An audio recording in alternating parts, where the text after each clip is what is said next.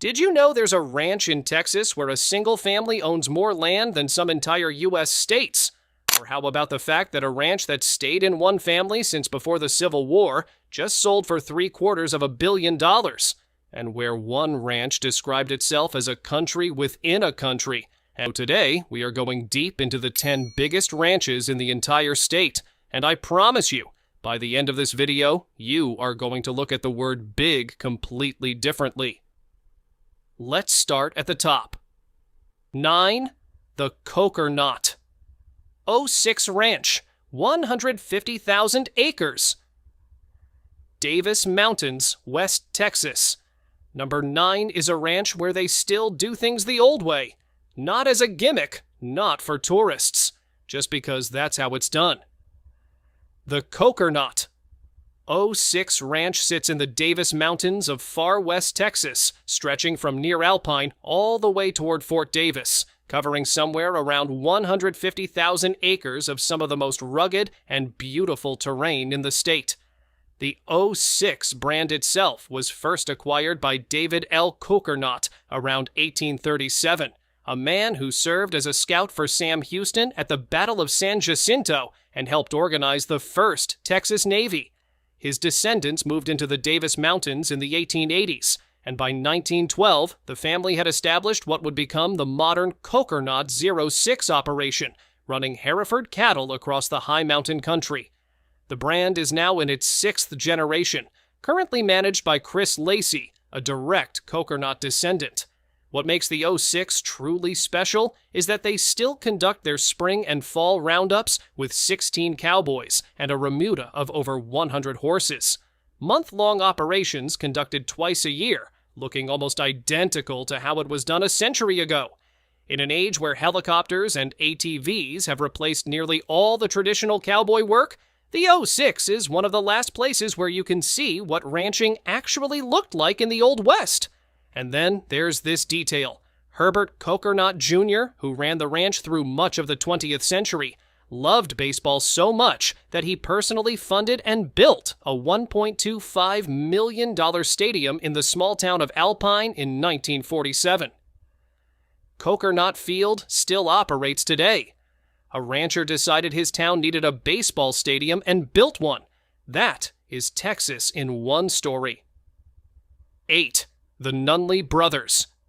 Ranch, 301,500 acres, South Texas and beyond. Now we're hitting a different tier of scale entirely. The Nunley Brothers Ranch spans over 300,000 acres, running from South Texas up through the hill country and out toward Alpine in the west. This isn't one consolidated block of land. It's a network of ranching operations across multiple regions of the state, tied together under the Nunley family name and focused on cow-calf operations of the Santa Gertrudis breed. That breed, developed right here in Texas on King Ranch, became the defining cattle of South Texas because of its ability to handle brutal heat and sparse native grasses. Building a ranching empire on Santa Gertrudis cattle places the Nunleys squarely in the lineage of the great South Texas ranching tradition. The operation was started over 70 years ago by Red Nunley, who partnered with Dolph Briscoe Sr. to develop his herds and expand his land holdings. The family has grown that vision across 4 generations into one of the most substantial cattle operations in the modern state. The Nunley brothers won't make most national headlines. You won't see their ranch featured on cable television. But they represent something that defines Texas ranching better than almost any flashy story could. The quiet, multi-generational accumulation of land and cattle expertise, passed down through a family that has never stopped believing that the grass under their feet is worth protecting. 300,000 acres. 4 generations. That's not a business. That's a mission. 7. The Longfellow Ranch, 350,000 acres. Pecos County, Big Bend country. Heading into West Texas now, and the landscape starts to change completely. The Longfellow Ranch sits in the heart of Big Bend country, 350,000 acres of desert, mountain, and canyon in Pecos County, not far from where the Rio Grande makes its great bend through the Chihuahuan Desert. This is stark, remote, and brutally beautiful country. and the Longfellow covers an enormous piece of it. The ranch is owned by the Mitchell family, Malone Mitchell III, who made his fortune in oil and gas when he founded Rhode Energy in 1985 with just $500 in starting capital. He built Rhode into a company that sold for $500 million, then launched the Rhode Corporate Group, and eventually turned his focus toward ranching. Today, the Longfellow operates as a working cattle ranch and one of the premier guided hunting destinations in all of Texas. Guests stay in a luxury 4,700-foot elevation lodge and hunt 8 species of game: trophy mule deer, elk, Aoudad sheep, javelina, whitetail deer, turkey, and more. This is serious destination hunting on land that very few people will ever walk. The ranch also sits on top of the Pinon gas field, combining cattle, hunting, and energy production into one integrated operation. That formula, grass on top, oil underneath, game in between, is basically the blueprint for how the biggest Texas ranches sustain themselves across time. When your land is paying you 3 different ways, it tends to stay in the family. The Longfellow doesn't just run cattle, it runs an entire economy out of some of the loneliest country in America. 6. The 4 Sixes Ranch, 6666, 266,000 acres. King County and the Panhandle. Here's one you might actually recognize, and not just because of its extraordinary 150-year history, but because it became famous all over again in the 21st century through one of the biggest TV shows in cable history. The 4 Sixes Ranch, or the 6666, now spans 266,000 acres across 3 divisions in West Texas, and the Panhandle, the headquarters at Guthrie, the Dixon Creek Division in the Panhandle, and the smaller Frisco Creek Division near the Oklahoma line. The origin story of the brand is one of the great Texas legends. Samuel Burke Burnett was just 19 years old in 1869 when he purchased 100 head of Texas Longhorn cattle that came branded with 4 sixes. He built from those 100 cattle into one of the most powerful ranching empires in Texas history. He leased land from the Comanche and Kiowa nations for 6.5 cents per acre during drought years when other ranchers went broke. He accumulated 450,000 acres and a producing oil field by the time of his death in 1922. And in 1917, he built what he called the finest ranch house in West Texas, a 13-bedroom mansion built of quarry rock hauled to the remote King County site by wagon. That house still stands. Taylor Sheridan lives in it now. In 2022, the 4 Sixes sold for the first time in its entire 150-year history after Burke Burnett's great-granddaughter Ann Marion passed away in 2020. Sheridan, creator of Yellowstone and a Texas native who had already featured the 6666 in the show, led a group of investors to purchase it. He has since said openly that he produces Yellowstone spin-offs specifically to fund the ranching operations. A man bought a legendary Texas ranch and makes prestige television content to keep the cattle moving. If that's not the most 21st century Texas story ever told, I don't know what is. 10. The J Ranch, 140,000 acres. Armstrong County, Texas Panhandle. We're starting our list with a ranch that, before it was anything else, was an act of audacity.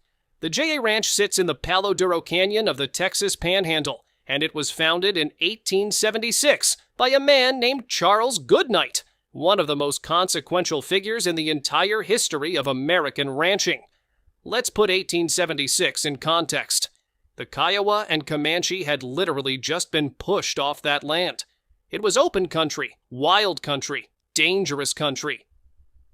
Charles Goodnight drove 1,600 Longhorn cattle straight into the Palo Duro Canyon and said, essentially, "This is mine now." Goodnight needed capital to build the operation up, and he found it in a man named John George Adair, an English aristocrat who wanted in on the cattle business. The deal was simple. Adair put up the money, Goodnight ran the show, and the ranch was named for Adair's initials, J.A. It is, to this day, the oldest privately owned cattle ranch in the entire Texas Panhandle. Under Goodnight's management, The JA grew to over 1.3 million acres across 6 Texas counties with more than 100,000 head of cattle. Today, it has shrunk to around 140,000 acres, but it is still an active working operation, still owned by descendants of the Adair family, and its headquarters was designated a National Historic Landmark in 1960. And here's the cherry on top. Charles Goodnight, the man who started all of this, also invented the chuck wagon. Every cowboy movie you've ever seen, every campfire scene, every iconic image of cowboys gathered around a cook fire out on the open range, that whole tradition traces back to one man who also happened to found the oldest ranch in the Panhandle. That's the kind of person who starts things down here. 5. The Briscoe Family Ranches, 640,000 acres. South Texas and beyond. Now we enter the genuinely stratospheric tier of Texas landholding. Dolph Briscoe Jr. was a World War II veteran, a Texas state legislator, the 41st governor of Texas, a banker, and a philanthropist.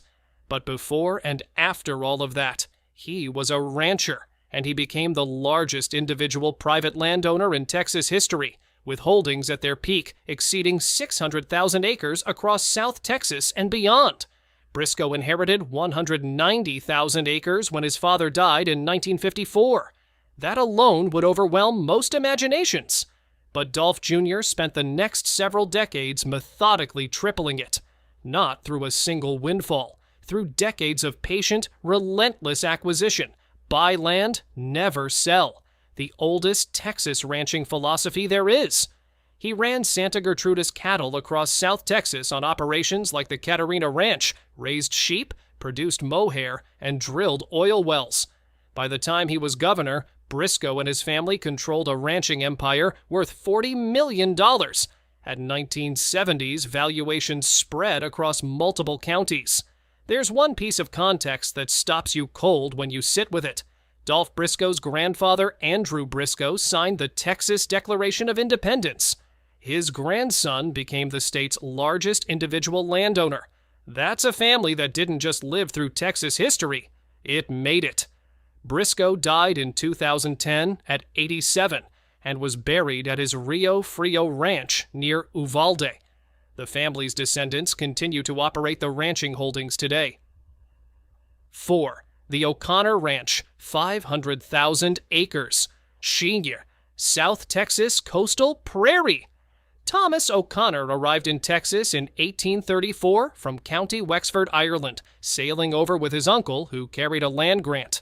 The Mexican government gave him 4,428 acres as a settler. He made saddle trees to earn money. He picked up a rifle and helped fight for Texas independence. He signed the Goliad Declaration of Independence. He fought at the Battle of San Jacinto, reportedly one of the youngest soldiers present at age 17. Then the war ended. He went back to Refugio County, married a woman named Mary Fagan, and quietly got to work. Mary's father gave cattle and horses as her dowry.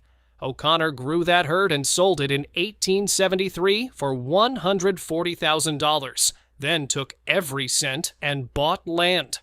He did that pattern over and over for the next 14 years, until by the time of his death in 1887, he owned over 500,000 fenced acres and 100,000 head of cattle. The San Antonio Express, in his obituary, called him the wealthiest man in Texas and the largest land and cattle owner in the state. His estate was worth $4.5 million, somewhere around $150 million in today's money. An Irish immigrant who arrived with nothing but a land grant connection and a willingness to fight built the most valuable private landholding in Texas.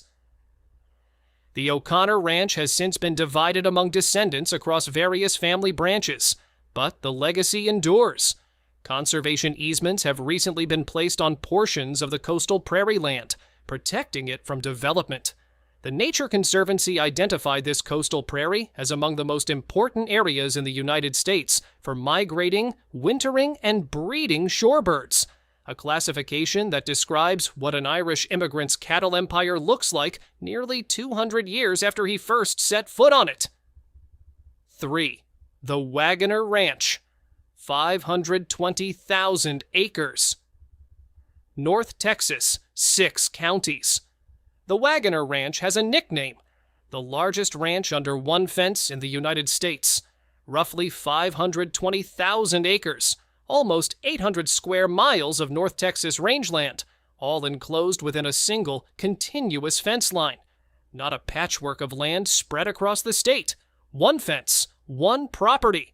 The scale of that concept barely fits in the human brain. The story begins in 1849 when a 21-year-old man named Dan Wagoner rode into Wise County, Texas with 6 horses and 242 head of longhorn cattle. His son, William Thomas "Tom" Wagoner, born in 1852, would transform that, beginning into the largest contiguous ranch in American history. Tom Wagoner's ambition was stated simply when he was 14 years old. "I want to run the most cattle, breed the best horses, and work harder than anyone." He hit all 3. At peak operation, the Wagoner ran over 12,000 head of cattle, raised 500 championship quarter horses, farmed 30,000 acres of cropland, and produced oil from over 1,000 working wells. Theodore Roosevelt visited the Wagoner Ranch. That is the kind of operation that sitting presidents made time for. The ranch stayed in the Wagoner family for over 160 years, through drought, bust, and decades of legal family battles that eventually required a judge to order a sale. In 2016, Stan Kroenke, billionaire owner of the Los Angeles Rams, Arsenal, the Denver Nuggets, and the Colorado Avalanche, purchased it for a reported $725 million asking price. It was the first sale of the property in its entire 167-year history. Kroenke called it a true Texas and American landmark. One broker called it the Statue of Liberty of cowboy culture. Both were right. 2. The Jones family ranches, 380,000 acres. South Texas coast. The Jones family ranches deserve more attention than they usually get, because their story has everything. A Spanish colonial land grant, 6 generations of unbroken family stewardship, working ranch structures dating back to the Mexican colonial era, oil wells, and cattle operations that have run continuously since 1897. W. W. Jones founded the ranching operation in 1897 near Corpus Christi, on land that was once part of the Las Animas Spanish land grant. The property still holds structures from the Spanish and Mexican colonial eras, which means the buildings on this ranch are older than the United States' claim on this soil. 6 generations. That number bears repeating. Most families struggle to agree on holiday plans across 2.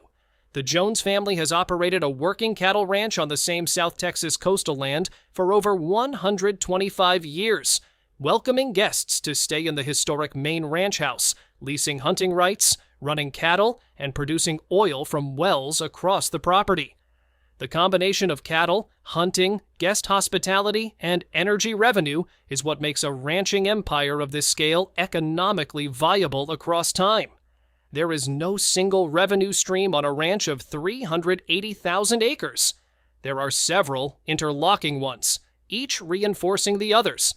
But the real story here isn't the oil or the cattle or even the size. It's the fact that this land has been held intact by the same family across more than a century of economic chaos, political change, drought, and everything else Texas has thrown at the southern coast. That is not a business model. That is a generational commitment to a piece of ground. And in Texas, that kind of commitment is revered.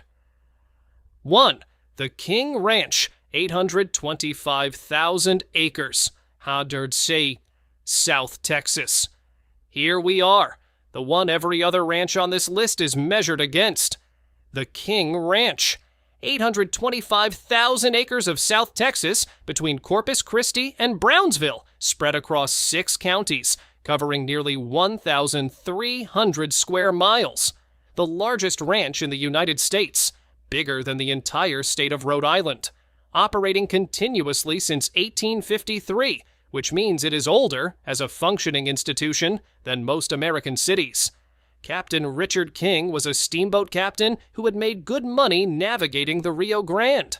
In 1853, he and a partner rode through the wild horse desert of South Texas. Brutal, sparse, relentlessly hot country that most travelers wanted to leave behind as quickly as possible.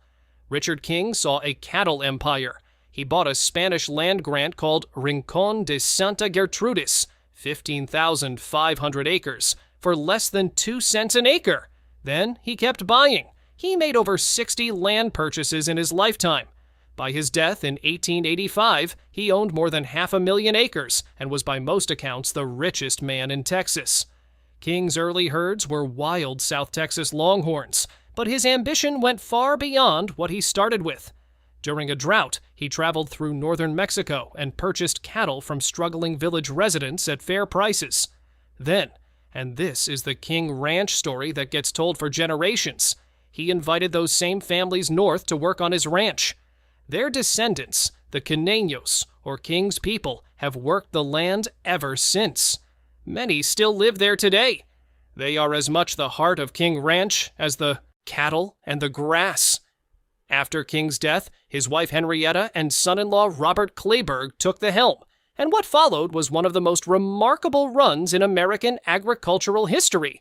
Kleberg's scientific breeding programs produced, in the early 20th century, the Santa Gertrudis breed, the first officially recognized new breed of beef cattle in American history, developed to thrive in the heat and humidity of South Texas. The foundation of the breed was a single extraordinary bull calf born in 1920 named Monkey, a cross of Brahman and Shorthorn stock. From Monkey came a cattle breed that is now recognized worldwide. And then there are the horses. In 1946, a King Ranch thoroughbred named Assault won the Triple Crown. A cattle ranch in the South Texas brush country produced a Triple Crown winner. Let that sit. The Running W brand, registered February 9, 1869, is arguably the most recognized cattle brand in the world. It has appeared on Ford pickup trucks. It has been licensed for clothing and leather goods. Nobody knows for certain what the shape originally represented. Some say the horns of a longhorn bull. Some say a diamondback rattlesnake. Some say it traces the path of Santa Gertrudis Creek. Whatever its origin, it means one thing to anyone who knows anything about Texas. King Ranch. At its global peak, King Ranch claimed some 15 million acres worldwide, operations in Cuba, Australia, South America, and multiple U.S. states. Cuba was taken by Fidel Castro after the revolution. The other international operations eventually wound down, but the Texas core, 825,000 acres, 4 divisions, 6 counties, has remained intact for over 170 years, still owned by Kleberg family descendants, still running cattle, farming, producing oil, breeding horses, still functioning, as Fortune magazine wrote all the way back in 1933, as if it were a country within a country. Nearly a century later, that description hasn't needed a single update. 10 ranches, collectively covering more land than some entire nations, built by steamboat captains and Irish immigrants and teenagers with borrowed cattle brands, by governors, oil wildcatters, and television producers, by families that have kept faith with the same piece of ground across 5, 6, 7 generations, through drought, depression, oil busts, cattle crashes, and family litigation that would have broken anyone with slightly less stubbornness in their blood. Texas ranching is not a relic. It is a living, functioning set of institutions that built this state more deeply than almost anything else. The King Ranch didn't just produce cattle, it produced a breed. The J.A. Ranch didn't just raise cattle, it built the infrastructure of an entire region. The Wagoner didn't just hold land, it became a benchmark for what a single privately owned piece of American earth could mean. Every ranch on this list is still operating today, still running cattle, still carrying their brands, still being exactly what they've always been. If that doesn't make you feel something, I honestly don't know what will. Subscribe if you want more.